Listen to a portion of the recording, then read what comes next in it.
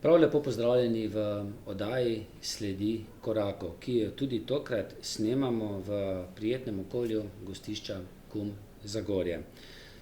Z nami pa je, lahko rečemo, eden prvih ali pa tudi eden zadnjih pravih ljudi slovenske pomladi, Anton Tomažič. Dober dan. Lep pozdrav vsem skupaj. Radi slišite to besedo pomladnik? Ja, seveda, vsekakor. Tudi zato, ker je zdaj pomlad?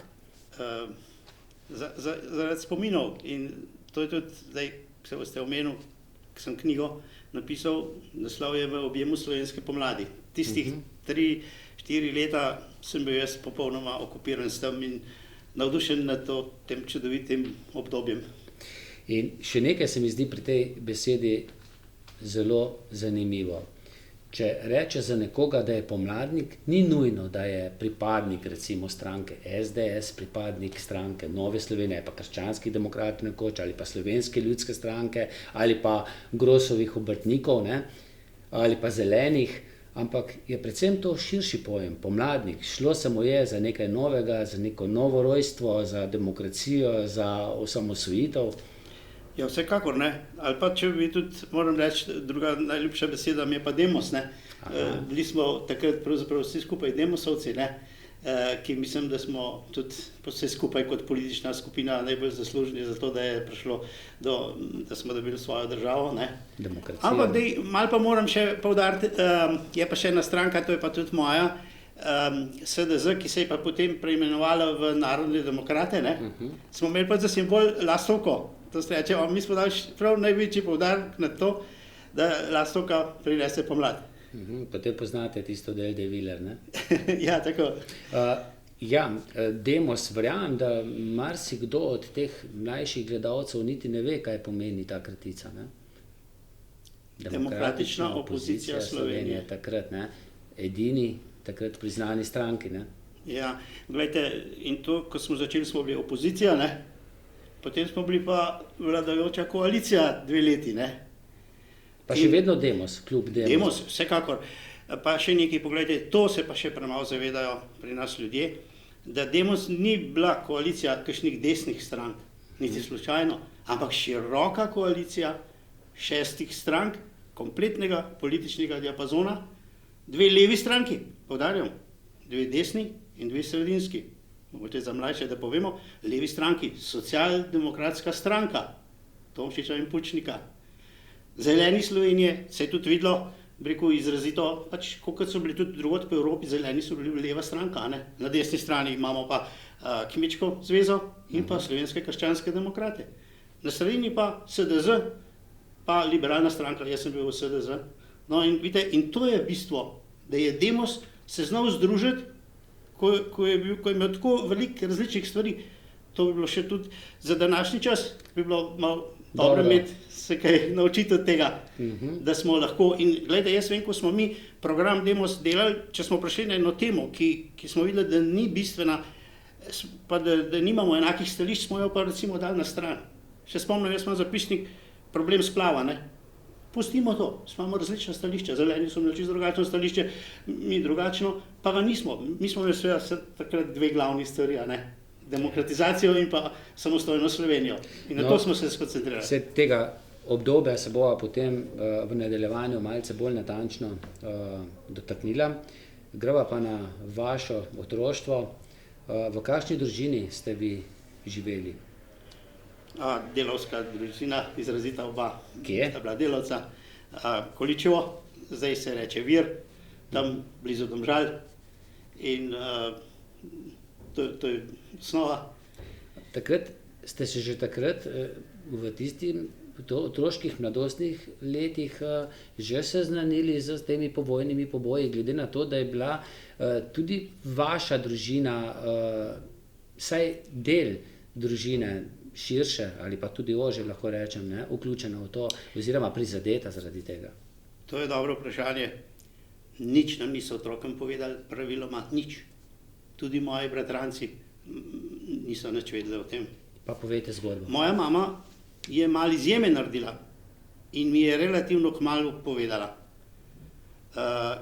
seveda pa tudi ne prekmalu, jaz ne vem, mogoče enkrat v srednji šoli, zakaj? Oni so se bali, da bodo otroci kaj v šoli, kaj povedali in bi to zelo škodilo njim in celotni družini.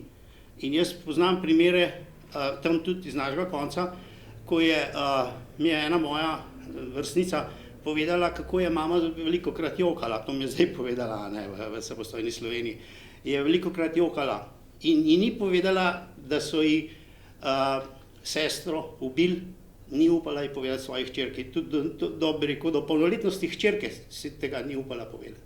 Toliko o tem, kakšen sistem smo imeli, sistem zastraševanja. No, kaj se je zgodilo v vaši družini?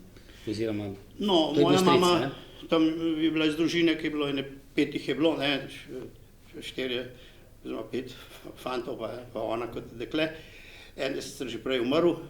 Potem pa med vojno so imeli različne usode, enega so mobilizirali, eni, drugega drugi. No, in ta, recimo njen brat, mislim, da je bil zelo najstarejši, France Vodlan, je šel pa sam iz prepričanja v partizane in je se boril dobesedno in to je tudi njej povedal, ker je kdaj ga obiskvala, je rekel, Mici, veš, jaz se borim, da bo enkrat Slovenija samostojna, sam ne vem, če bom jaz to dočakal. To je že on nekako slutil. Jaz mislim, da je nekaj podobnega kot Balantič, pesnik. V ognju groze plapolam. Ona je počasi videla, da je tudi on spoznaval, kaj je bilo to. Potem je spoznal, da so pravzaprav partizani kot navadni ljudje so že skoraj drugorazredni bili. Komunisti so imeli vse v rokah in tudi privilegije že takrat, če so vodstvo, ja, seveda med vojno, partizanske, ker še politkomisar, pa tisti so tam golaž jedli, tudi ti pa že marsikaj drugega. In v njemu on je spoznaval to, da to ni to, da njim ni v prvem planu samosvojitev, ampak revolucija. On pa ni bil zato, ker so bili tudi cela družina, so bili krščanski in tako naprej.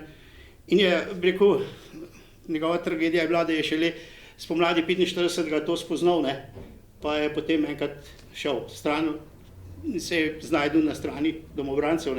Že ob koncu vojne. Ja, ampak to je bilo takrat aprila, ali kaj, sploh ne, da bi se kar kaj borili in vse, samo na tistem enem vozu se je znajdel in tako je bila takrat svoboda, so jih pa seveda aretirali in moja mama ve, da je bil v Šentvidu, zaprt. Veste, tam sem bil pa jaz na služenju vojaškega roka. Nam niso nič o tem povedali, samo povedali so, da je bilo to prehodno taborišče v času druge svetovne vojne, da so jih potem od tam vozili v nemška taborišča.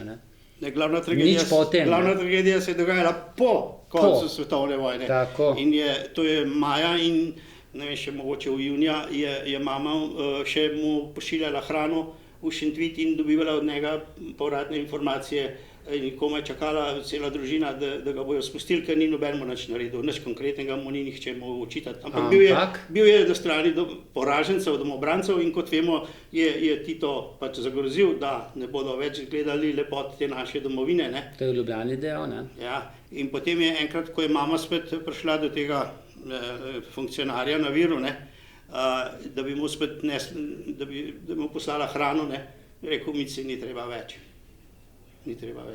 ga ne bo več.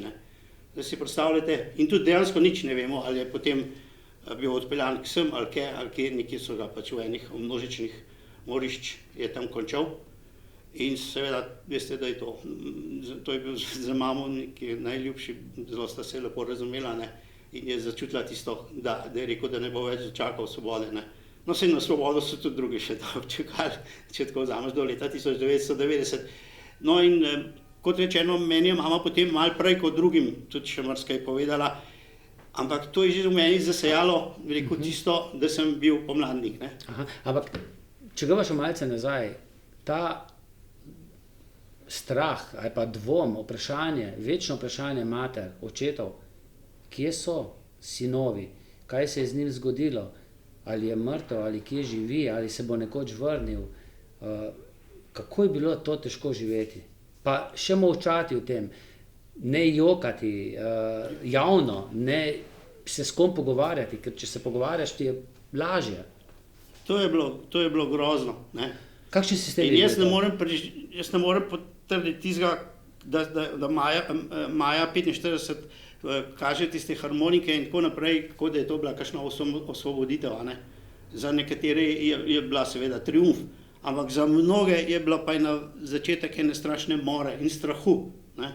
Jaz sem bil v Domžalah tudi predsednik te komisije da smo še prikrite te poboje našli pa to in sem take stvari, da ne moreš verjeti, ne. Recimo en tak primer je zanimiv in to bi tudi poudaril, da jih po vojni tudi pokopati niso dovolili. Izrecno niso dovolili. No, se niti niso povedali, kje so, ne? Ja, ne, je bil pa primer, bom kar povedal, ena družina, ki so bili bratje pri domobrancih in je med vojno nekje pri Moravčah so enega od njih partizani ubili in so ga tam zagrebli v gozdu. Po vojni, ne, zdaj ne vem, eni so se odselili ali karkoli za druge usode, ne vem, ampak so še eni bližji, torej so še bili sorodniki,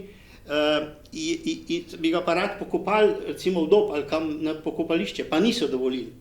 In je bilo, mislim, da okoli 6 let po vojni so enkrat naskrivaj po noči, so pa vedeli ves čas, kje je, so šli in so tiste kosti v vrečo in so jih domov skrili v kleti.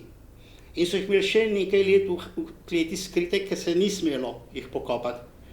Pol je pa njihov oče, slučajno, ko je pa umrl, bil je pa invalid, ki je imel samo eno nogo, so pa v trugo dali te kosti.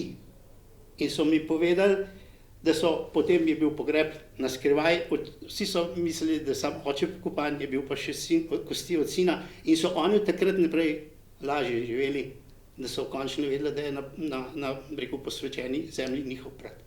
In koliko 10 000 jih ne ve, niti kje so sorodniki. In jaz sem bil sam v tem Barbarinem rovu in potem vidiš tisto grozo, vidiš tiste kosti in potem slišiš celo na nacionalni televiziji ali pa od kakšnega komedijanta, Barbarin rov je še prazen, je zdaj prazen in čaka. Kaj si mislite v takih besedah? Ja, to je groza, ne? Je to zaradi tega, ker ni nikoli prišlo do te katarze, niso dovolili, da bi se o tem govorilo, niso nikoli to obsodili, nikoli ni bil nobeden kaznovan, odgovarjal za svoje dejanja. Se ne toliko tisti, ki so morali pobijati po ukazu, dobro, tudi tu se lahko marsikaj vprašamo, ampak tisti, ki so ukazali. Ja, imate prav in tu ste dobro besedo uporabil katarza, ne. Žal ni prišlo do katarze niti po letu 1990, ne. Ne. Kar bi pa morala država vse to priznati, obsoditi, pa verjetno, ne vem, če bi še kakšne direktne individualne krivce dobili, ampak vse to obsoditi, podpisati konvencijo o obsodbi teh totalitarnih režimov in vse take stvari, potem pa čim prej dati razne sezname. Jaz vem, da ta moj stric Vodlan, Franc, je na nekem seznamu, zato sem tudi v tisti, imamo zdaj na spletu vse posvojitev, sem videl, da nekje je. Samo ne morem pa še ugotoviti, kje je pokopan, oziroma da bi vedel, kam ne. Jaz ne sem svečal včasih v Kočevski Rog, včasih tam nekam drugam, kjer so kakšne prireditve, pa bi rad vedel. Zdaj pa tako, moja mama je žal umrla in ni vedela, ne? Je šla s tem v grob. Je šla s tem v grob. Jaz bi pa še vseeno rad to zvedel, pa bi nesel svečko, pa bi vedel, da je mama nekje z nebes, ki je vesela, da tako je. Če pa jaz ne bom pa nekako upam, da bojo vse moji potomci, ker, glejte, v bistvu je pa to, zato je moja, v uvodu sem napisal knjige France, nisi umrl za manj. Ne? Moja mama je name prenesla to, rekel to ogorčenje in krivico in voljo, da se stvari normalizirajo in jaz to naprej, in to me je dajalo tudi pogum in voljo v času slovenske pomladi, da sem rekel, da je to treba enkrat zaključiti. No in ko govoriva že o pomladi, vi ste, če ste politični pomladnik, ste tudi računalniški pomladnik, skoraj da, ne? In takrat v tistih letih, ko ste se vi začeli z računalniki ukvarjati, ko mi navadni zemljani nismo imeli pojma, kaj to sploh je, ste se vi spoznali, zanimivo, ne? Tudi pa sodelovali z vidnim slovenskim osamosvojiteljem Janezom Janšo, ne? pa z Igorjem Omerzo in tako naprej. Ja, pogledajte, to je res, jaz sem sicer študiral pravo, ampak ko se je bližala diploma, so me pa že računalniki vznemirili in sem šel k profesor dr. Šturmu in sem rekel, a bi bila kakšna služba zame kot pravnika, da bi z računalniki delal. In mi je rekel, ja, na Republiškem sekretariatu za pravosodje, to je bilo kar neko ministrstvo takrat, je biro za organizacijo in metode, pojte tja, ne, in sem šel. In dejansko tam so se ukvarjali že z uvajanjem, torej modernizacijo javne uprave in sem šel takoj na tečaje Kobola in sem se tudi malo programirati naučil. Potem pa je še obstajal jugoslovanski pravni informacijski sistem in sem tam torej začel s tem. Pot pa, tako kot vsi drugi, smo si tiste majhne računalničke nabavili. Z prijateljem Markom Krečičem sva začela kar programirati in to programirala sva pa seveda za pravnike, ne? Programe za pravnike, Praksa PC, recimo To je bilo kdaj? pravne kadrovske splošne aplikacije za PC, tam v 80-ih letih. Ne? No in potem, ko sva ta program naredila, sva tudi dejansko se obrnila na firmo, ki je bila takrat daleč vodilna, Mikroada, ne? Na računalniškem področju. Znamenita iz procesa proti četverico.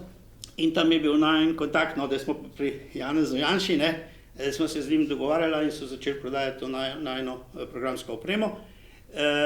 In seveda takrat ravno smo bili z njih dogovorjeni, pred 30 leti, pa pridem jaz na Mikroado, Janeza ni, kaj, aretirali so ga, ne, in to je bilo pa za mene tudi osebni šok, neverjetno, ne, mimogrede tam je bil Bavčar, ki je pa bil čisto rdeč in na telefoni je preklinjal, ne smem tle povedati, kakšne, zelo preklinjal in potem seveda sem se jaz tudi z veseljem pomagal odboru, da smo se začeli upirati in za mene je bilo to še toliko bolj, ker sem Janeza tudi osebno poznal, sem bil ogorčen in sem začel tiste plakate. Pa verjetno ste ga spremljali tudi kot zelo aktivnega novinarja takrat, ne? Vse, seveda, je bil že takrat v Mladini. Mladina je bila takrat pojem. Ja, seveda, Mladina je bila, bi rekel, naš medij disidentski, ne? Bi človek dejal, skoraj svetopismo takrat, ne? Ja, to je res, ampak bom tako povem samo do leta 90. Ja. Potem je pa spet rdečo barvo pokazala, ki jo ima še No do zdaj. in vse to, ne, kar ste doslej povedali, se najde v tej vaši knjigi res Bogati v objemu slovenske pomladi in tu se najde tudi brez šumnikov nekaj, ne, en plakat na teh protestih proti četverici. Zdaj ste to dali v muzej, ne, novejše zgodovine, če se ne motim. Ja, dva sta taka plakata. Vi ste šli domov nekaj sprintati? Ja, jaz sem že znal sprintati, a veste, na tisti neskončni papir, da sem take velike črke naredil in sem napisal Free Janez Janša, ne, Štrešico sem pa na roko naredil, pa še ena stvar. To je bil prvi na Kongresnem trgu. In ta fotografija je tudi objavljena. Ja, to je pa že kar, ja. Kako stojite, če se ne motim? Potem pa seveda, ko pa na Roški sem pa napisal Sodbe ne priznamo, ne? In je tudi dejansko nismo, vemo vsi zakaj, sem pa spet tam s tistim plakatom. In ja, tam te dva sem dal v muzeju, so se kar zanimali, ker sta taka zanimiva, značilna plakata. In takrat ste se znašli tam v tisti slovenski pomladi in ko je bil Janša prvič v zaporu in potem še enkrat, ko je bil drugič v zaporu v procesu Patria, ste bili med govorci, pa mislim, da ste tudi v knjigi objavljeni. Ja, tako. Ja, seveda, spet sem bil ogorčen, huda krivice so se mu godili, to je bila zloraba pravosodja in tožilstva in vse to. In ta odbor je bil absolutno legitimen in sem jaz tudi Odbor sodeloval, 2014. Odbor 2014 in sem tudi nekajkrat govoril. Enkrat sem celo prenesel, to pa prej nisem omenil, ampak takrat, ko je bil Janša prvič v zaporu, 88. leta, tu imam veliko raznih lastnosti, tudi slikar sem bil malo takrat, ne, pa tako, in sem narisal naslikal dve take veliki sliki, dosta abstraktni, ampak tisto gnev, da kaj je, ko zatirajo neko pozitivno misel, nasilje, ne, in sem tiste dve sliki z 2014 ponovno nesel pa pokazal, ne, sem rekel, nisem mislil, da bo še kdaj treba, da bomo Janšo skušali iz zapora dobiti. No in obakrat je uspelo, ne? Ja, hvala Bogu. Čeprav to, ta drugo, je tako, kot se pogosto zgodi pri nas, je tako na polovico. Ne. Bi lahko že prej marsikaj odločilo, da Janezu Janši niti ne bi bilo potrebno iti v zapor, pa tudi potem na koncu, ne, da bodo lahko ves čas govorili, je zastaralo, pa niti ni. Pravno, vi ste pravnik. Lejte, kot pravnik. Namerno je zastaralo. Jaz sem že, ko sem prebral o obtožnici, tisti prvi obtožni predlog, se zgražal kot pravnik, to je absolutno, se je vedelo, da to iz tega nič ne bo. Ampak da se je potem to skoraj 10 let lahko nekaj vleklo, je pa tudi res žalostno. No? In tu lahko damo kapo dol nekomu, ki je mogoče druge politične barve, ampak vseeno dober pravnik, Matevž Krivic, ne? Ki je to tudi ugotovil. Po drugi strani pa gospod Bavcon, ki pa to zagovarjal, ki pa je kao vrhovna avtoriteta, kar se prava tiče pri nas. Žal, gledajte, tukaj je imela pa politika premočen vpliv v pravosodju, ne? In ne bi smela imeti. Ne? In to je bil političen proces za vas? Absolutno je bil. Absolutno, ne. In Janez Janša je bil politični zapornik. Seveda. Tako kot takrat. Takrat je bil še celo vojaški, recimo. Ne. Seveda. Greva midva še malce nazaj na slovensko pomlad. Če sva dejala, da sta računalniško sodelovala z Janezom Janšo, ste potem tudi v stranki Slovenska demokratična zveza. Oba sta se znašla v isti stranki. Kako je sploh prišlo, da ste vi kot krščanski človek, ne, se znašli v tej stranki, kjer niso bili samo ljudje, ki so imeli recimo podobno zgodbo kot vi? Glejte, jaz sem bil, dotedaj sem bil neke vrste disident, tak povprečen, ne? A potem me je pa ta aretacija Janše. V Litostroju ste bili, ne? Tudi v Litostroju je kakšna zgodba, ja. Za kulturo ste skrbeli? Ja, tudi, ja. Takrat sem kot disident organiziral predavanje na temo narodne sprave, kjer je bil glavni govorec, naj bi bil profesor France Bučar. Ki je bil takrat persona non grata. Tako je, ne, in tisto so potem na silo preprečili z uniformami, da imajo vaje civilne zaščite, in to je zgodba zase, je pa tudi v knjigi lepo opisana, zato ne bi zdaj več o tem kaj dosti govoril, ne. Mi si preberejo, ne. Ja, tako, ne. Ampak glejte, jaz sem potem, videlo se je, pa tudi se je, Berlinski zid se je rušil, komunizem je propadal, ne. Ja, edina alternativa je strankarstvo, ne, strankarska demokracija.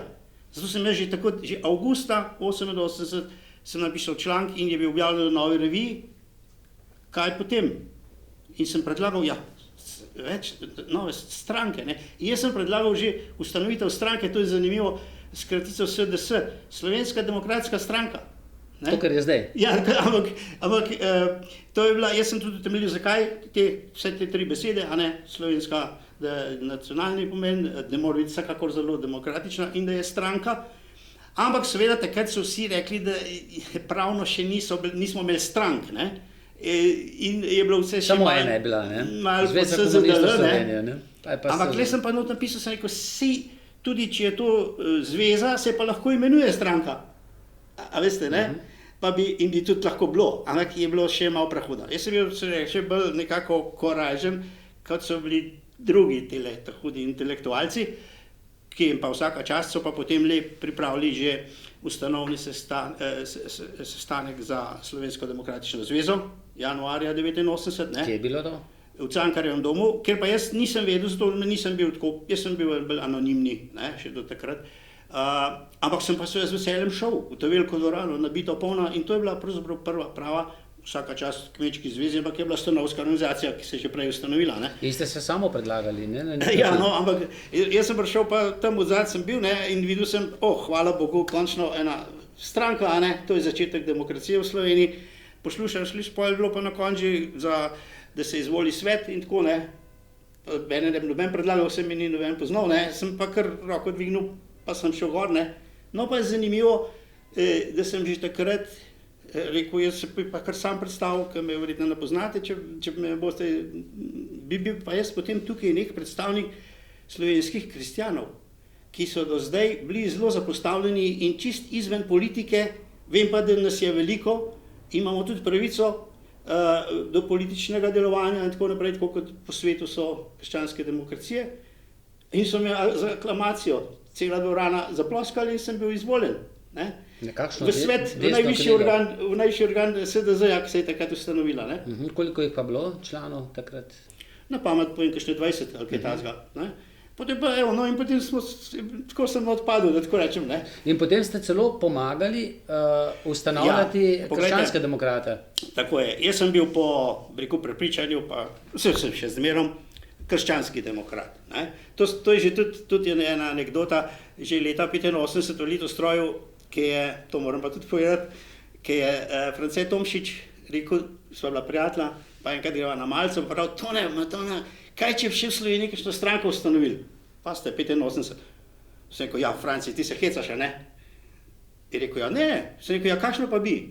Ja, prav, ja, socialdemokratsko, ne? Sem rekel, ja, lej, Franci, ampak da imamo itak same leve, ne? Zveza komunistov so, da imamo pa še eno levo, zakaj pa ne pa krščanske demokracije ustanovili, ne? Pa je pa on rekel, ja, tole, da se pa ti hecaš. Ne, to je bilo prehuda, ne? Še takrat, ne? Aha, no, da še to povem. Čeprav takrat sem bila kar obe prehuda še. Ja, tako, to je tudi res, ja. Ampak gledajte, če bi torej že takrat januarja 89 ustanavljali krščansko-demokratsko stranko, bi še to prej jaz šel, ne? Ampak jo niso še, ne? Je bila ta splošna Slovenska demokratična zveza. Ampak ko sem jaz začel v tej Slovenski demokratični zvezi... No, to so pa bili gospod Rupel, ja, to je bilo pa kar, Janez Janša, ta elita, ne, disidentska, da tako rečem, ja, vsi tele, kasneje vsi poznate. No, in ta je bila, da ideološko se nismo še takrat kaj dosti opredeljevali, predvsem to, da smo opozicija in da se začnemo pripravljati na volitve, ne. In mene je ta stranka pod kožo zlezla, mi je bila všeč in videl sem tudi drugi, da smo podobni kot jaz, je bila kar množična. Ampak seveda, jasno, potem je pa dozrel čas, da se je tudi krščanska demokracija ustanavljala in se to. In to smo pol zelo pozitivno vzeli, ko smo se zmenili, da bi šli.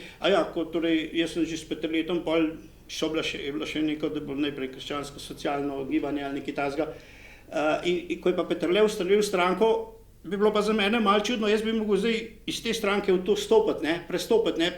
To se mi pa spet ni zdelo logično, ker je tudi ta SDZ bila v redu stranka, predvsem pa v SDZ je bilo ogromno takih kot jaz, samo da se niso lih javili, da so kristjani, ampak so tudi bili, pa tudi recimo, odkrito rečeno, bolj desno usmerjenih velika, ne. Se mi je zdelo pa nesmiselno, da bi jaz zdaj sem raje pomagal krščansko demokracijo ustanavljati, da smo se potem tudi skupaj povezali in v Demosu to je bila prava stvar, da smo se povezali.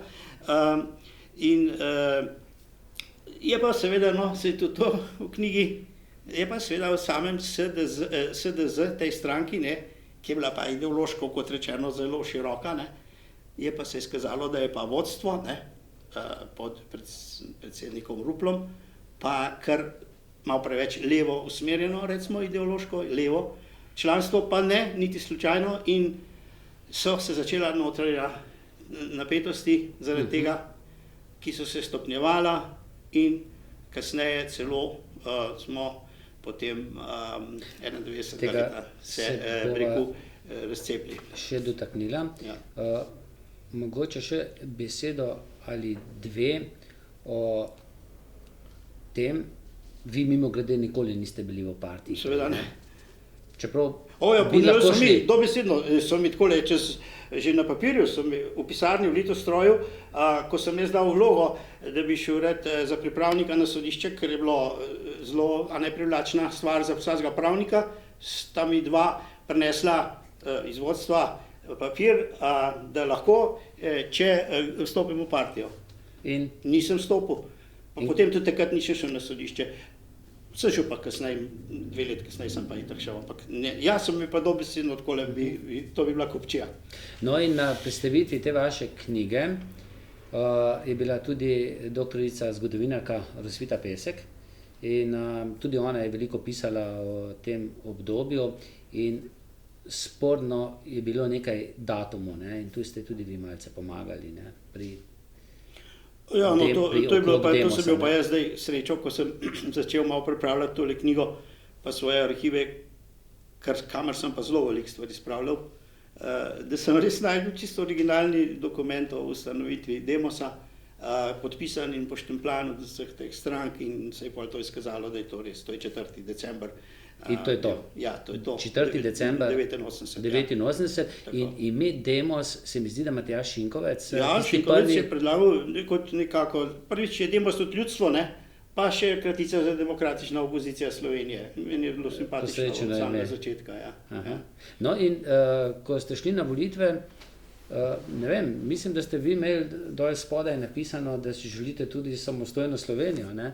Čeprav so se nekateri kitili s tem perjem, ki niso imeli tu veliko besed. Recimo, mislim, da je takrat socialisti, kako, ne, da so oni ta prvi predlagali.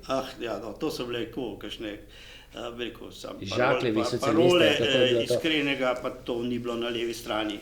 Levica je bila kar vezana na Jugoslavijo celotna, ali skoraj da rečem zlizana z Beogradom in bi ostali, dokler, seveda, ko se je pa enkrat videlo, že z volitvami, da je pa naklonjeno, da so ljudje naklonjeni ideje o samostojni Sloveniji, pol pa so pa začeli te svoje skrivati in so nasprotovali samo še prikrito. In to smo pa čutili v parlamentu, v skupščini, zelo smo Demosovci čutili, kako v bistvu je, pa že, oni so bili opozicija, ne? Kako so nam nagajali, ko je šlo včasih na za en vse glas, možne ne? načine nagajali, v bistvu si niso želeli, da gremo da bi bila No in vi ste imeli na plakatu napisano... Jaz sem imel pa že pred volitvami napisan za samostojno Slovenijo in sem tudi še druge stvari sem imel na plakatu, vse opisano, da za svoj denar, svojo vojsko in vse to, kar je del države. Jaz sem bil že dosti pred volitvam seveda izrazit, rekel, secesionista, ne, da se odcepimo.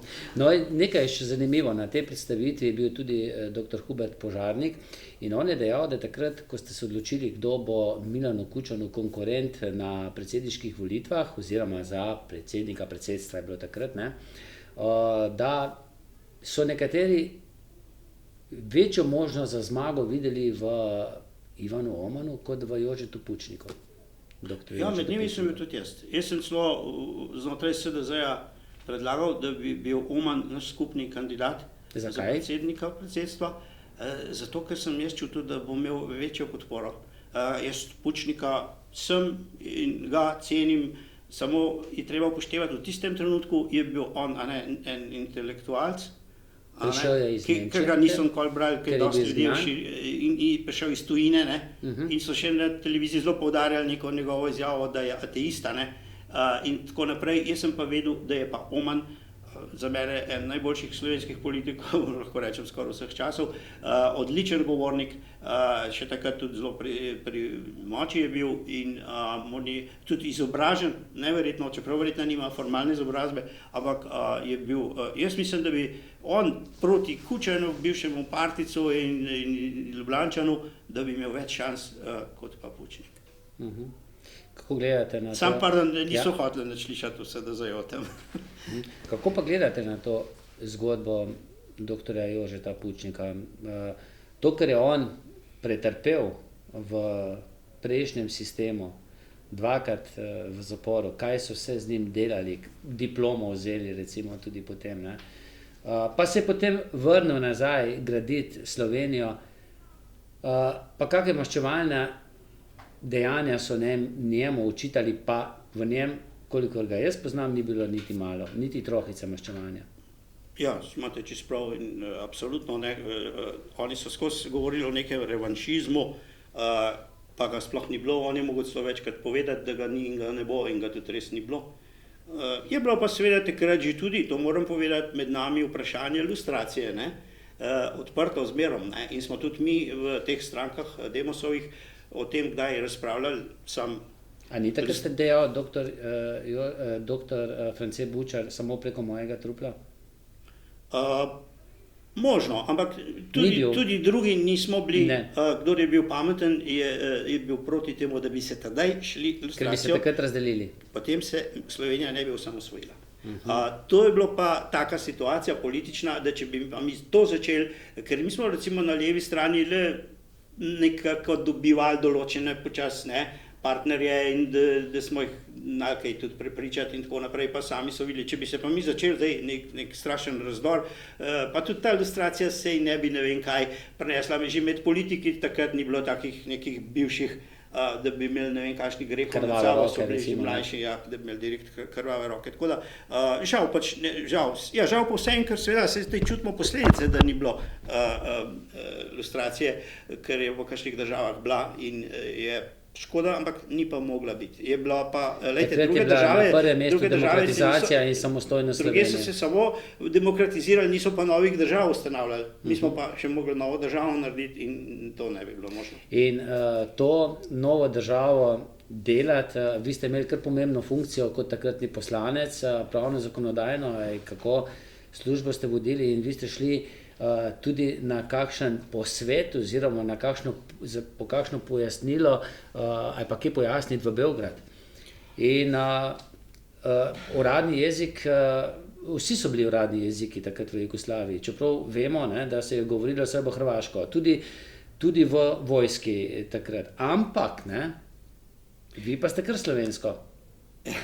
Ja, no, najprej bi sam še res pritrdil, da sem pa res padel noter. Prej nisem nikdar bil v skupščini RS, ta prvi dan sem pa prevzel, da sem predsednik zakonodajno-upravne komisije, predsednik mandatno-imunitetne komisije, predsednik komisije za poslovnik. Brez izkušenj. Brez izkušenj. Ampak se jih nismo imeli. Med nami, med temi našimi poslanci, smo bili večina amaterji. Na drugi strani sedanja ta nova opozicija, na čelu z predsednikom prejšnje skupščine Potrčem, pa totalni 100% profesionalci. Kaj je bila takrat stranka Demokratične prenove? Ja, malo so se menjali imena, prej pa Zveza komunistov Slovenije. In da smo mi to sploh, to je res, in je ta moja zakonodajno-upravna komisija, je imela veliko več pristojnosti, ki ima pa zdaj katerikoli odbor ali karkoli, ker takrat je bilo tako, za vsaka področja, ne vem, sociale, pa športa, pa družine, so bile razni odbori in komisije. Zakonodajno-upravna komisija je mogla pa še vse to obdelati, pa požegnati. In jaz sem bil predsednik, pa ne sam predsednik, bil še šef službe za zakonodajo, takrat je bilo pač taka situacija. In še v vseh treh zborih, če je prišlo do spremembe, je bilo treba... Tako je, ne, to so me dobesedno, take kupe smo na naši komisiji materijala obdelovali in smo imeli 80 sej in je bilo to res zelo zahtevno. No, zdaj pa tako tisto, to sem napisal v knjigi, ko smo mi sprejeli deklaracijo o suverenosti Republike Slovenije, takoj 90. leta, je v Beogradu seveda takoj so se ustrašili, da je to neustavno in ni bilo kakšen posvet, ampak je bilo dobesedno na ustavnem sodišču SFRJ, je bila razpisana obravnava za razveljavitev te deklaracije proti Sloveniji, nasprotna stran je bila Slovenija. In vi ste šli tja dol? Predsednik skupščine Bučar je dobil vabilo, da ne gre v Beograd kot predstavljati Slovenijo. In je rekel, ne, jaz ne bom šel kot predsednik, vi pajte. Jaz sem bil pa predsednik zakonodajno-upravne komisije in je mene poslal. In preden ste šli, ste bili takrat že poročeni? Ne, takrat sem samski. Ste se s kom pogovarjali, kaj pa če me aretirajo? A ste imeli ta strah? Seveda bi bilo možno, seveda, jasno. No, ampak tako je, ne, oni so skušali to še vse kar pravno speljati, ne, da bojo pač, ne, in no, tisti poudarek, ki ste rekel, so pa zvedeli, če me jaz prišel, so pa vedeli, da sem jaz že v Demosu tako malo bolj jastreb, desno krilo, ne, in so zaradi jezika vedeli, da bom zelo občutljiv, ne, ker sem imel pa že tudi pred leti eno afero, ker sem v slovenščini govoril v Opatiji, ker je bila strašna afera zaradi tega. No, ampak ste jim dali takrat tudi prevod, ne? Ja, tako, sem dal, ja. Ampak jih ni zanimalo. Ampak zdaj, ko je bila pa ta v Beogradu, mislim, da je bilo septembra 90, obravnava pred ustavnim sodiščem, da je bilo pa to tam okrogla dvorana, 12 sodnikov ustavnih in jaz pridem tam kot... Ampak zanimivo je, kako so me jemali resno, moj avion je imel pa zamudo skoraj 2 uri, ne, in me je pričakal seveda avto, me pelje do ustavnega sodišča. In to nam nikoli pozabil, me že v avli pričaka predsednik ustavnega sodišča s prevajalko. In je rekel, dober dan, ona pa, dober dan. No to, potem me je pa še peljal v pisarno na Šilce, prosim, pa na ustavnem sodišču, še po balkansko, da sva popila šilce močnega. Ja, potem pa noter tam pa kamere, ogromno televizija in vse to. In seveda, zdaj pa zakaj, moram pa povedati mladim ljudem, da v Jugoslaviji ne bi bili jeziki formalno vsi enakopravni. To je vse posod pisalo. In dejansko so tudi obstajale neke prevajalske službe v Beogradu, ampak jih ni noben koristil.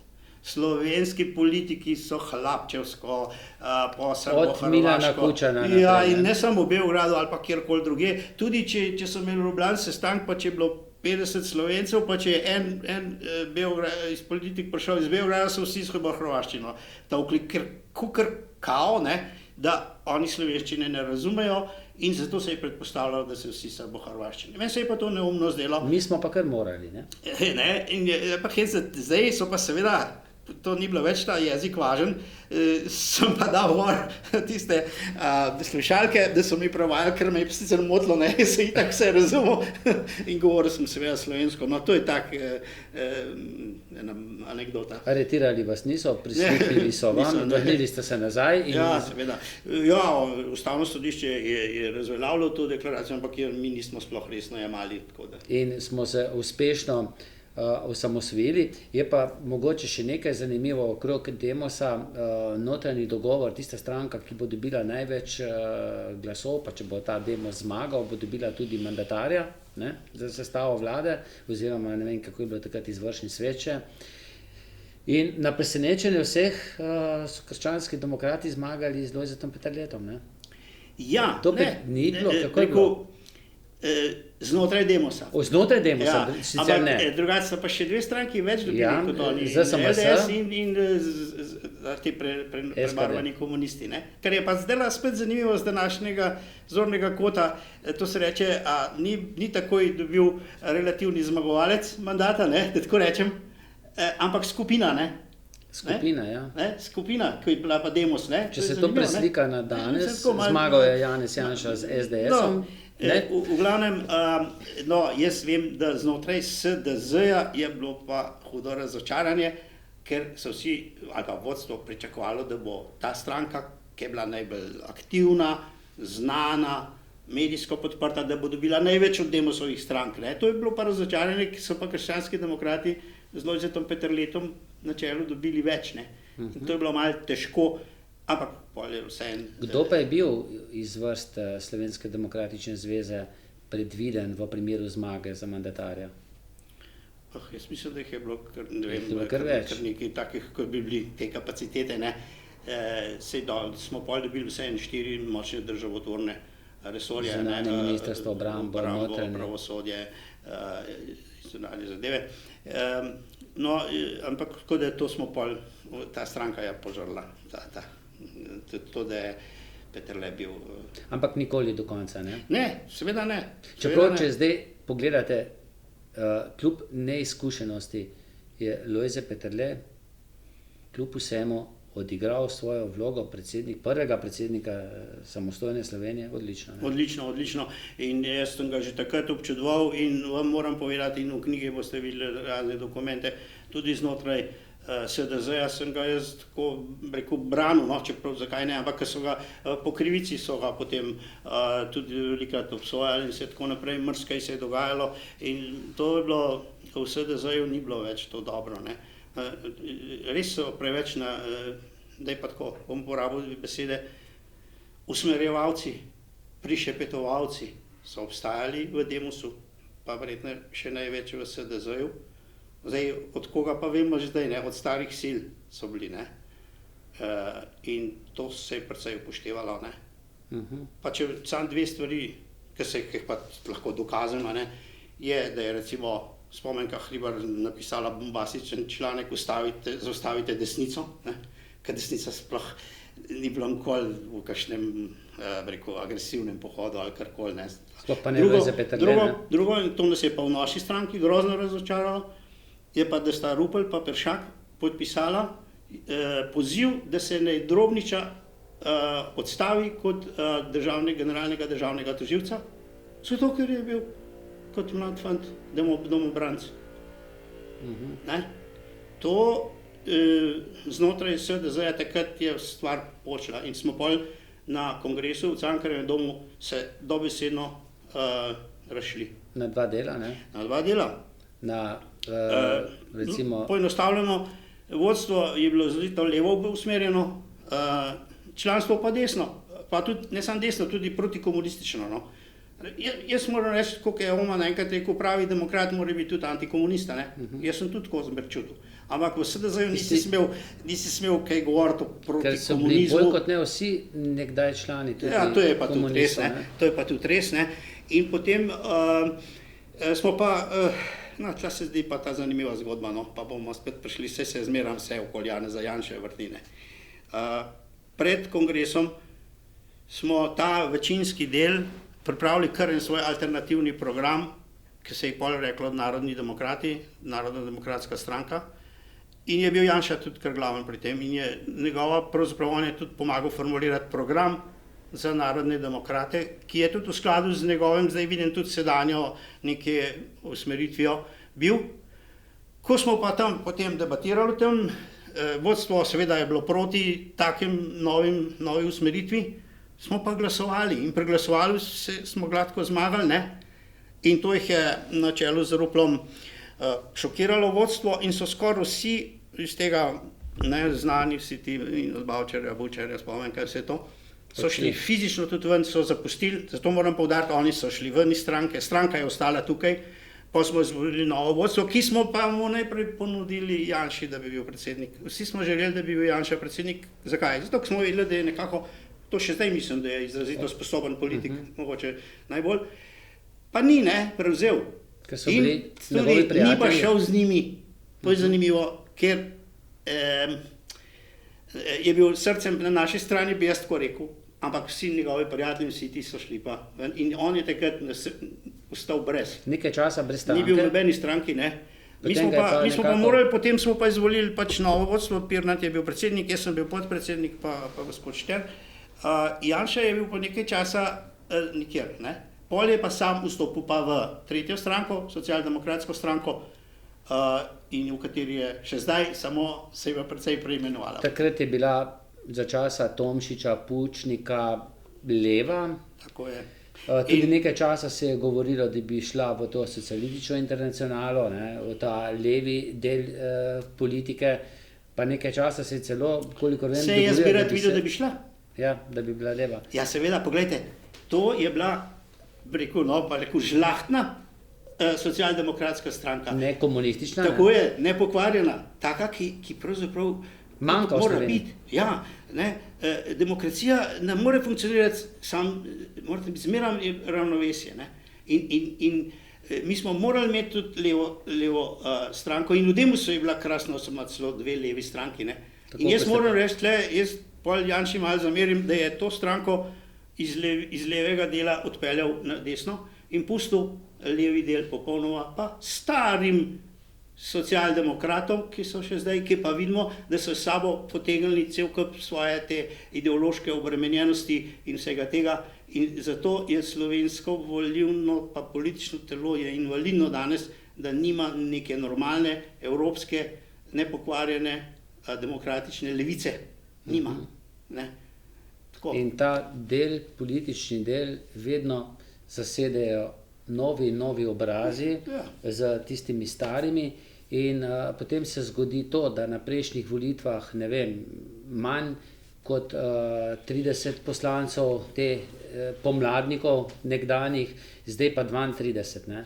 Torej skupaj SDS in Nova Slovenija 32, no nekaterih tem desnim strankam ali pa pomladnim strankam prištevajo tudi Jelinčičevo Slovensko nacionalno stranko, ampak jaz, tako kot tu sedim, lahko z gotovostjo rečem, da to zagotovo ni pomladna stranka. Kako pa vi menite na to? Absolutno, nobena pomladna stranka, to je lih obratno. To je bila prva od tistih implantantov že leta 1992 pri naslednjih prvih volitvah, so jo na hitro par mesecev, pa je bila ta stranka ustanovljena, kot vemo, gospod Jelinčič je tudi prej nekaj zudbo in tako naprej. In zaradi tega tudi verjetno Narodni demokrati niste prišli v parlament? Tudi on ni nobena pomladna stranka, ne, prej rekel antipomladna stranka, ne. Glejte, zdaj smo pa še ne vem, koliko če vam imela časa, ne, ampak smo pa pri volilnem sistemu, ne, ki je pa tudi tako pomemben, da jaz 50 strani v tej knjigi namenjam, kako smo se že takrat borili, da bi imeli drugačen volilni sistem, kot ga pa zdaj imamo. In mi smo že vse to napovedovali. Mi smo rekli, kako bo, da bo tak sistem s temi razdrobljenimi strankami, ki se bojo lahko menjale pa na novo ustanavljane, ne bo pa nekje strank spodbujal, da se združujejo v neke približno 2 bloka, da prevzameta odgovornost in seveda... In da ni ekstrema, ne na eni, ne na drugi strani. In takrat je bil še šansa, da bi Demos šel v predvolilno koalicijo, jaz mislim, da bi zmagal, sigurno bi zmagal, če bi se vzel. In tega so se pa bali, ko hudič križa, bom rekel, ne, te stare sile, in so morali pa prvič zrušiti Demosovo vlado, ne, pa onemogočiti večinski volilni sistem. To je bilo pa. In to imamo zdaj. In to se je dogajalo in se je začelo 5 leta rušiti njegovo vlado, pa nezaupnico, potem pa še preprečiti volilni sistem, ki bi bil vsej kombiniran, če že ne večinski, zato, in to je mi uspelo, da Demos pol nisem mogel več niti povezovati, zaradi tega, ker je bilo več strank, niso bile motivirane za povezovanje in zaradi tega tudi...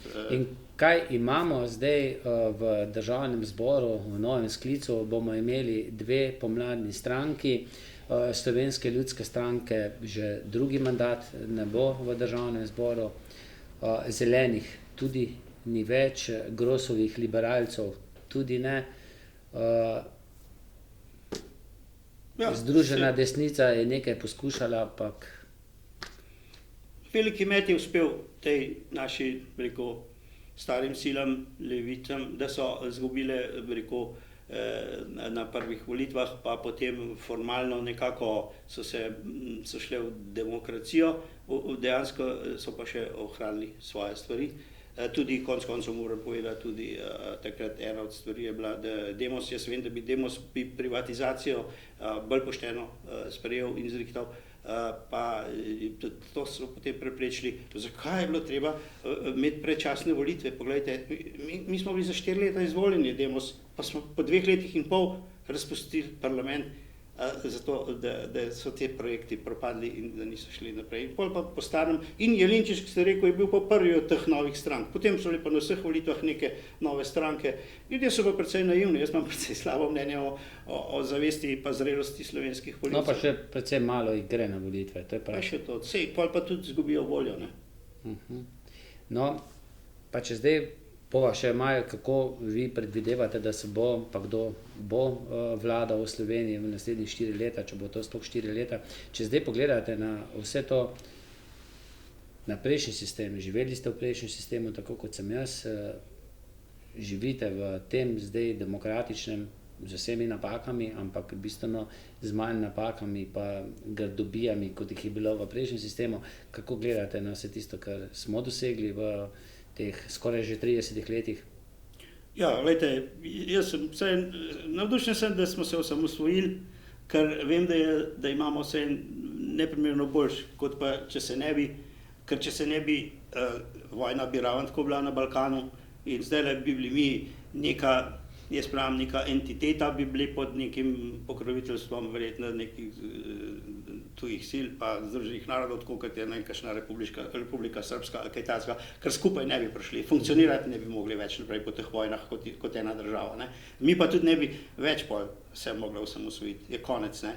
In tisto je bilo blaženo obdobje 2 do 3 let, da smo se to osamosvojili. Smo srečna generacija. In smo Slovenci konec koncev dobili možnost, tudi zaradi te slabe politike in volilnega sistema, pa vsej kot gospodarstvo, kot ljudje, lepo čezdalje gre. Jaz sem zadovoljen, tudi pa ponosen sem na Slovenijo, pa tudi kakšne mednarodne primerjave o kvaliteti življenja in tako naprej, tudi o standardu konec koncev, ki bi bil lahko boljši, ampak je kar solidno, sploh pa, če človek potuje okoli pa po svet, pa vidiš, da smo mi na dosti srečni polovici sveta živimo, in imamo tudi, pa nas športniki razveseljujejo, pa tako naprej, tako da jaz sem optimist. Bi šli še enkrat na isto pot. Absolutno. In vi imate srečo, ne? Vi ste se 2-krat rodili. Tole je zgodba, drugi kraj rojstva, Nevis, Karibi. 9 dni, lastni urin vas je rešil, ne? To je res. Če ga ne bi pil, bi umrl. Bi bila dehidracija totalna. Dež je padal? Ja, dež je padel, ampak predolga zgodba. Bom povedal, ki je lahko zastonj preberejo celo knjigo, ampak kar ste že rekel, dež je padal skozi drevesa in skozi listje in se je sprotoma nabral nekih določenih ameb, pa ne vem, nekih takih snovi, ker sem ga jaz seveda mislil, da ga pil, in ko sem ga pil, sem dobil pa strašno diarejo, grozno, da je šlo še bolj voda od mene, tako zato mislil, da... In zato ste na to pomislili? Potem pa jaz svoj lastni urin pil. Ki pa je lahko zelo škodljiv za ledvice, ne? Seveda, jaz sem do ledvice zelo ogrožena, samo me je pa reševalo, da so funkcionirale stvari, tekočina pa mora biti v telesu. Ja, ne, res, ker glede na ni časa, jaz sem to knjigo zdaj dal na spletje, lahko vsak brezplačno dobi na tistem naslovu, ki ga boste pa povedali, pa če ga zdaj poveste. To je, lahko ga kar poveva, to je www.vobjemoslovenskepomladi.si, torej www.vobjemoslovenskepomladi.si. Tu je ta knjiga? Ja, tam, kjer piše o avtorju. In če gre se čisto na dnu, jo lahko takoj berete. Naslov je pa knjige med 2 tisočletjama. To je pa tisti del, ki ni v tej knjigi, je pa moje življenjepis in tudi druge razne pa podjetniške zadeve. Sem napisal neke vrste avtobiografijo med 2 tisočletjama. To sem pa spet začutil, lejte, kakšna velika razlika je. V prvem delu sem bil jaz v tistem socializmu, pa vse to, pa še totalitarizmu, ne. Zdaj imamo pa 21. stoletje, je pa demokracija, pa podjetništvo, pa internet, pa tako, je pa čisto ogromno nasprotje, ne, in te knjigi so take stvari. No, meni ste pa podarili knjigo Velika priložnost.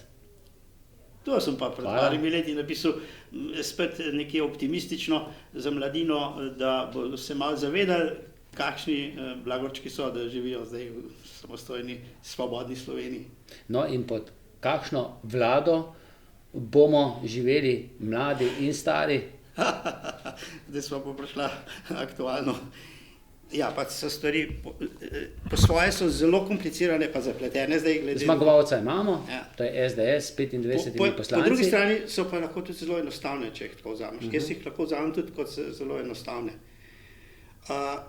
Ena varianta je, in jaz mislim, zelo slaba, da imamo levo vlado. Levo. Če se skupaj pozamejo tile razen Janševe in Nove Slovenije. Torej vsi tisti, ki so nekako dejali, da z Janšo ne gre. Ja, torej imajo, sam moramo vedeti, torej tako kot zdaj že skoraj 20 in več let levica in politično smo razočarani, nekako ne peljejo dobro naprej, v mednarodnem merilu smo, gledajte, kako se Hrvaška boljše obnaša na mednarodnem merilu in vse tako naprej. Zdaj, jaz bi bil seveda, zmerom sem upal, da bomo dobili eno desno vlado, ne, desno, in zdaj tudi, dajmo biti realni, ne, desne koalicije trenutno ne more biti. Ima skupaj 32 poslancev, ja, tako, ne, torej enostavno, kaj pa še bolj, tretja, jaz mislim, da je najboljša varianta, je pa neka sredinska varianta, ne. Torej SDS, Nova Slovenija. Prvič, brez levice, pa brez Jelinčiča, za Jelinčiča se ne more zanesti, pa brez levice obeh levih strank. Ostale, zaradi mene, bi lahko vsi, so nekje, bi lahko sodelovali, vse jaz mislim. Sploh pa, lejte, če bi tako začeli, da je teža na SDS pa Nova Slovenija, ne, potem pa vsej 2 stranki, mislim, ja, Šarčeva pa Cerarjeva, in tudi za njih bi bilo boljše, če bi bili v taki vladi, ki je tudi bliža Evropski ljudski stranki in tako naprej, ne, mogoče tudi Alenka Bratušek, ne, sam seveda, zdaj smo pa, kaj pa tukaj, ne, oni so povedali jasno, in tle jih jaz tudi po svoje razumem, da ne grejo z Janšo, ne, ampak niso pa izrecno rekli, oziroma mislim, da so zdaj celo, da lahko bi pa šli za stranko SDS, za Janševo stranko, in jaz sem tudi že slišal zdaj namige, da bi Janša bil tako pameten, da ne bi sam on na vsak način ustrajal, da mora biti on predsednik vlade, on je lahko še zmeraj predsednik stranke, predsednik vlade bi bil pa nekdo drug, ne, ki bi bil pa tudi za njih, po moje, sprejemljiv. Kdo po vašem? Ne vem. Jih je več. Tudi lahko so, že v njegovi stranki jih je, sem tam navedel dva, Logar pa Tomčeva bi bila lahko, ne. Drugače jaz seveda omenjam tudi gospoda Tonina, ki je za mene najbolj perspektiven slovenski politik, ki še mlad. Vi ste tudi, koliko je član Nove Slovenije, ne? Tako je, ne. Ali pa kakšen drug, ampak zdajte tako. Jaz pač tudi sam, da moram odkrito povedati, ne bi bil prav srečen, da bi bil predsednik vlade Janša, ne. Zato, ker dela je krasno nastopa, malo pred volitvom pa zdaj. Ampak tisti, ki smo ga pa 2 leti spremljali zdaj, pa po tweetih, pa tako, pa tudi to veliko pomeni, da je njegov zelo je oboževal, navduševal se nad Trumpom, pa nad Orbanom, smo pa tudi desničarji, tako kot sem jaz, nekaterim to je nesimpatično.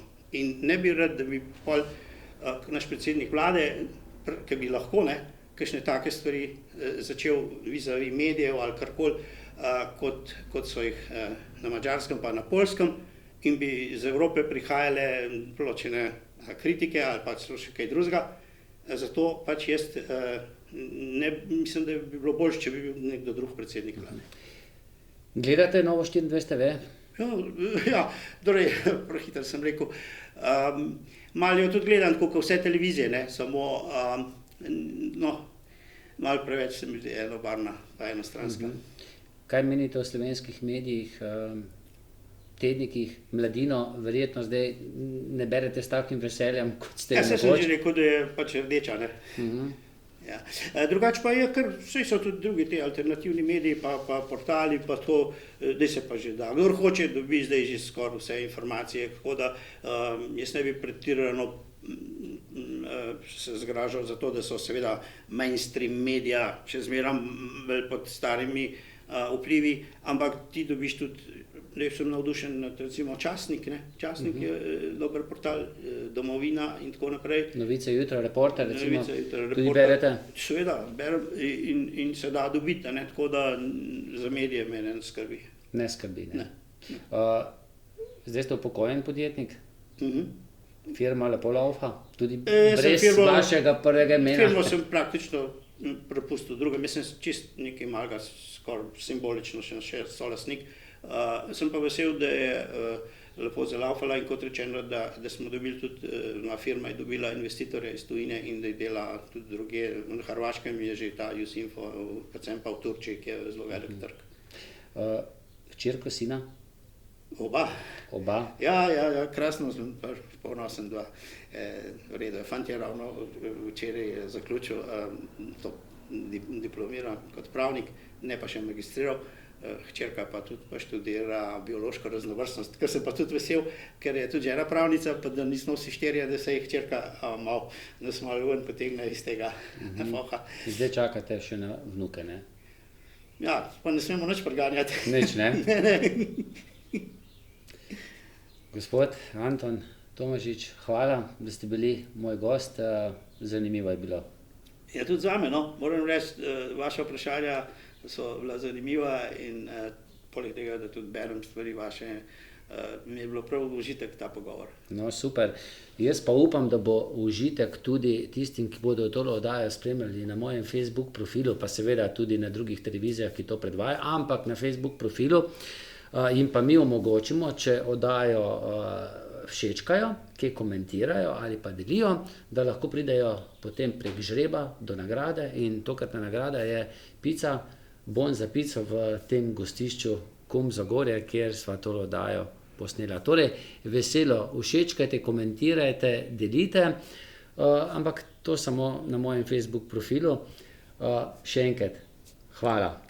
Upam, da se še kaj vidiva, ne? Ja, tudi, hvala lepa vam. Vam pa hvala za pozornost in po zasavsko. Srečno.